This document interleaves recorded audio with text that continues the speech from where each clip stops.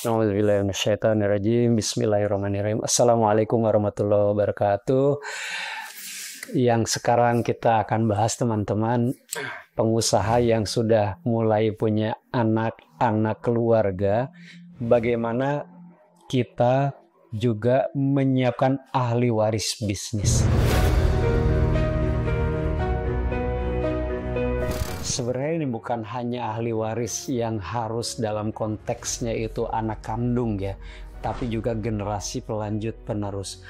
Kok mesti menyiapkan? Saya bertemu dengan beberapa teman saya yang pengusaha, itu ada beberapa di antara mereka yang subhanallah prihatin. Kenapa? Karena mereka kemudian menyadari satu hal yang terlupakan, anak-anaknya tidak ada satupun yang mau meneruskan apa yang sudah menjadi hasil sementara orang tuanya dalam bisnis. Kaya raya bisa jadi banyak hartanya, bisa jadi juga banyak tantangannya dan seterusnya. Intinya ada bisnis yang kemudian ketika si ayah, si ibu itu meminta bantuan dari anak-anaknya, mereka nggak mau. Nah, pastinya mereka orang tua itu sebagai apapun mereka sangat ingin generasi berikutnya, anak-anaknya ataupun juga ada sesuatu yang bisa diwariskan sebagai sebuah warisan kebaikan sehingga itu menjadi amal soleh yang mudah-mudahan pahalanya berlanjut. Harapan orang tua, anak-anak tentunya diharapkan bisa meneruskan kebaikan yang sudah dirintis. Itu tentu menjadi harapan ideal.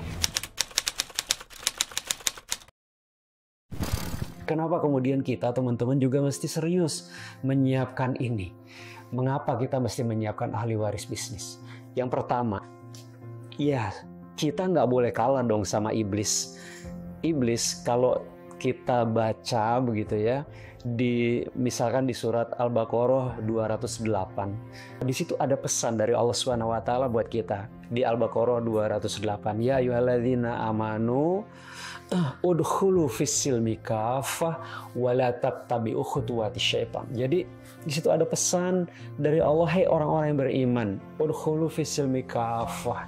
Jadi masuklah kamu ke dalam Islam secara keseluruhan, wa la tattabi'u khutuwatis syaitan, dan jangan kamu sekali-kali ikut langkah-langkah setan.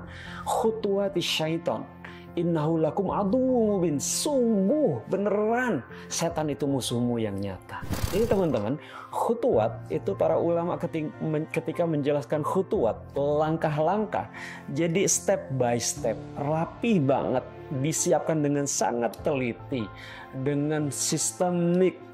Dan setan itu juga menyiapkan generasi pelanjutnya. Bukan berarti karena setan itu mati, tetapi dia menyiapkan orang-orang, manusia-manusia yang itu menjadi support system dari sistem utamanya, yaitu sistem iblis laknatullah, yang memang itu di Quran di Al-A'raf 14-18 itu memang mau ngajak sebanyak-banyaknya manusia.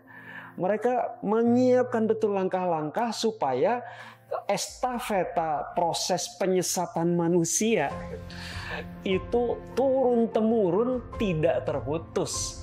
Dan pasukannya selalu ada, bahkan semakin banyak, semakin besar, semakin sistemik. Networkingnya seluruh dunia. Iblis, setan. Jadi yang pertama, kenapa kita harus siapkan dia? Jangan mau kalah sama iblis. Mereka aja menyiapkan sedemikian. Yang kedua, teman-teman, itu ada resiko hilangnya generasi. Kok saya bilang ada resiko hilangnya generasi? Hilang di sini itu na'udzubillah dzalik. Jangan-jangan kita tanpa sadar sedang menyiapkan generasi yang lemah.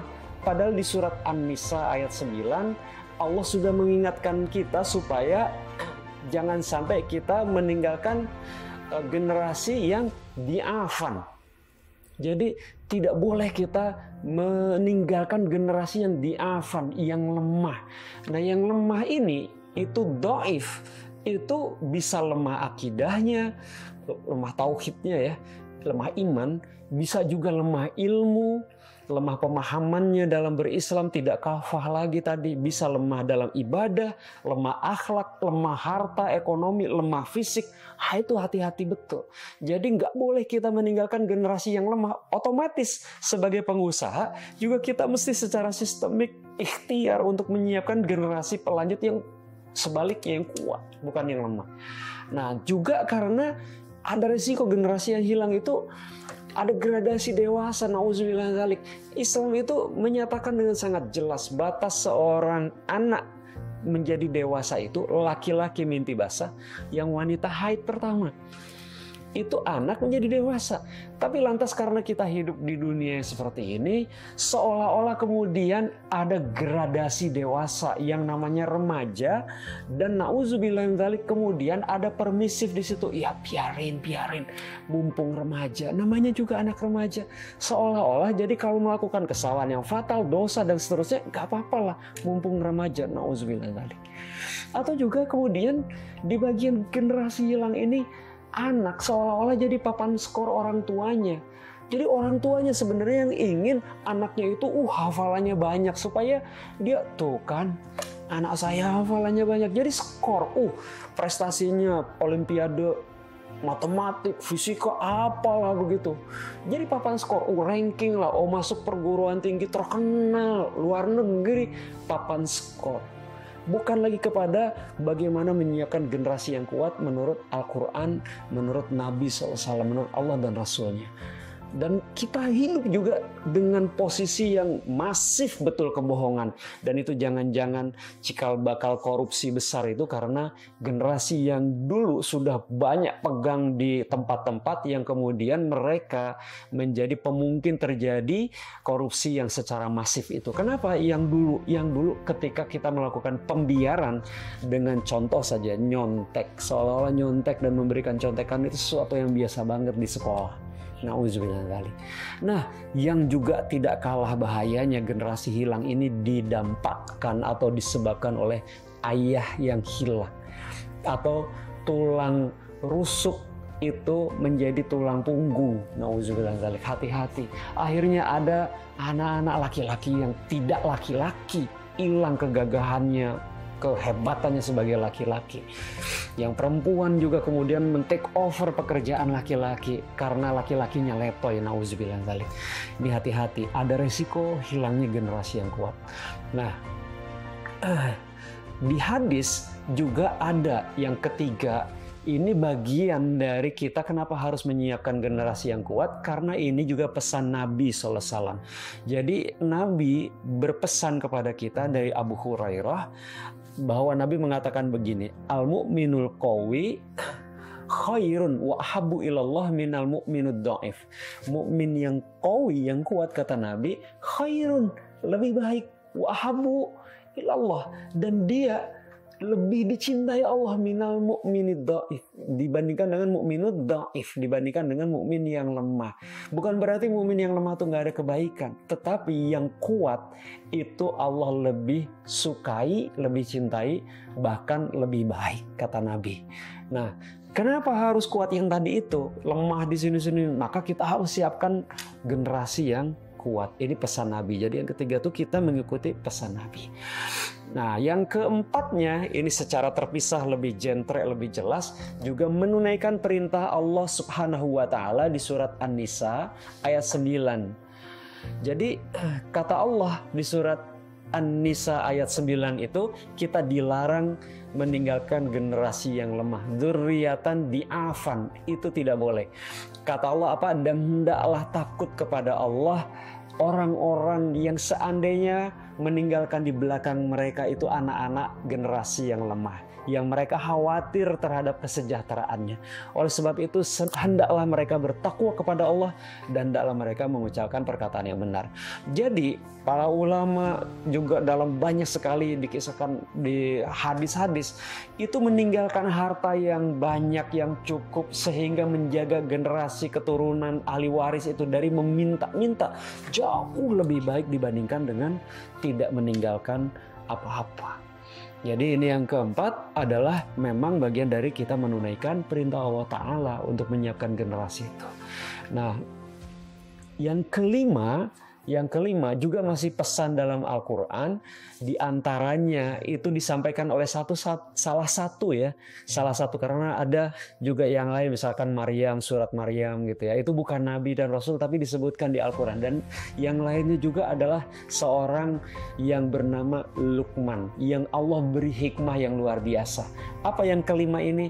Karena kita melihat, mendapati fakta generasi yang santun dan berakhlak mulia itu semakin langka. Maka kita mesti menyiapkan, mengkonsepkan, kemudian juga mengeksekusi, meneladankan sehingga generasi kita yang berikutnya juga tetap santun, berakhlak mulia, itu insya Allah terestafetkan. Dalam Al-Quran di surat Luqman itu Allah pesan, dan janganlah kamu memalingkan wajah dari manusia karena sombong, dan jangan juga berjalan di bumi dengan angkuh. Sungguh Allah tidak menyukai orang-orang yang sombong dan membanggakan diri. Di ayat yang lainnya juga di surat Luqman ini, dan sederhanakanlah dalam berjalan dan lunakkanlah suaramu. Sesungguhnya seburuk-buruk suara adalah suara keledai. Nah sekarang itu kan, wah itu ya, apa namanya, ya katanya ada generasi strawberry lah, generasi milenial lah, segala macam. Kalau komunikasi itu ya itu Y, kalau enggak itu G. Itu chatting dengan orang tuanya. Nah itu fakta yang kemudian, kok begitu ya, jangan nyalahin mereka, jangan-jangan orang tua kitanya tidak menyiapkan generasi selanjutnya seperti apa. Nah jadi karena saking makin langkanya itu, kemudian kita punya kewajiban untuk nyiapin nih, supaya hal-hal baik itu terdeliver, terestafatkan terus ke generasi-generasi yang berikutnya. Bukan hanya hal-hal yang sifatnya fisik, harta, otak, bukan, tapi semua aspek. Nah terus gimana caranya? Nah di antaranya ada setidaknya 5 cara untuk kemudian ikhtiar yang kita lakukan tadi itu juga Allah izinkan, Allah berikan sebagai bentuk hadiah, kebaikan, rezeki buat kita. Pertama, tentu kita harus berdoa kepada Allah. Doa. Kita sering doa. Rabbana hablana min azwajina wa dzurriyyatina qurrata a'yun waj'alna lil muttaqina imama. Kita doa meminta anak-anak kita menjadi anak yang soleh, solihah, dan seterusnya. Kita doa. Tapi jangan sampai kita cuma membaca doa. Benar-benar berdoa. Sungguh-sungguh berdoa. Harus benar-benar kita hadir hati, dan benar-benar kita seperti meminta. Itu bukan seperti lagi yakin bahwa Allah sedang berada dengan kita dan kita sedang meminta kepada zat yang maha mudah untuk mengabulkan doa kita. Jadi pertama doa. Yang kedua, pastikan ikhtiar kita sehebat-hebatnya itu rezeki halal. Makanan, minuman yang halal dan thayyib, yang hanya kita bawa pulang ke rumah sebagai orang tua dan dimakan oleh anak-anak kita, keluarga kita, istri dan anak-anak kita, atau suami dan anak-anak orang tua bisa jadi juga masuk di dalamnya. Pokoknya rezeki yang halal, makanan minum yang halal dan thayyib, rezeki yang halal diperoleh dengan cara yang baik, itu menjadi faktor yang kedua insya Allah untuk memudahkan kita. Allah izinkan kita memiliki generasi yang kuat tadi, bukan yang lemah. Yang ketiga, keteladanan. Ini sudah menjadi sebuah yang mutlak. Kita mau ngajarin apapun sama anak-anak pakai mulut kita, tapi anak-anak kita, pasangan kita melihat kita tidak mencontohkan, nonsense. Walaupun hidayah terserah Allah. Bisa jadi banyak anak yang kemudian menjadi sangat baik kualitasnya, bukan karena meniru orang tuanya, tapi dia dapat hidayah dari manapun, dari tempat dia bergaul, lingkungannya, atau siapapun, lewat guru-guru dia, teman-teman dia, siapapun. Dan jangan-jangan sangat mungkin juga hidayah awal justru lewat si anak kemudian naik kepada orang tuanya. Jadi keteladanan ini posisi kita siapapun, mau orang tua, mau anak. Yang keempat, quality time. Dan quality time ini per anak sebisa mungkin. Ada yang bareng-bareng, ada yang setiap anak. Dan orang tua, ayah, ibu itu wajib mengisi quality time ini, diskusi ya segala macam, latih kritis, bangun kepercayaan, ngobrol intens, tenang, tidak perlu yang serius semua, senang-senang dengan mereka, ada waktu khusus bersama mereka, dan insya Allah itu akan membangun kapasitas mereka sesuai dengan supply dari karakter masing-masing, si ayah atau si ibu dan seterusnya. Jadi yang keempat itu quality time. Bangun per setiap anak, per masing-masing juga ada yang bersama-sama. Nah, yang kelima, anak-anak kita itu perlu untuk dipercaya, kasih kepercayaan, dilibatkan, ajak, kemudian diajak diskusi. Itu melatih bagaimana daya nalar mereka, melatih bahwa mereka juga mengambil keputusan nantinya, berani untuk bertindak, berkreasi, dan bertanggung jawab terhadap apa yang menjadi keputusannya kelak. Jadi jangan tunggu lagi, jangan entar-entar lagi, karena kita tidak tahu usia kita sampai kapan, teman-teman. Sejak sekarang, sejak kapanpun, dalam kondisi apapun, mau ada kita dengan semua perangkatnya, mau kita masih memiliki segala sesuatunya secara sederhana, mulai dengan apapun, mulai sekarang. Insya Allah, mudah-mudahan Allah izinkan kita memiliki generasi yang bahkan jauh lebih baik lagi dari kita, dari orang tuanya. Jadi itu menjadi harapan kita bersama. Terima kasih. Wassalamualaikum warahmatullahi wabarakatuh.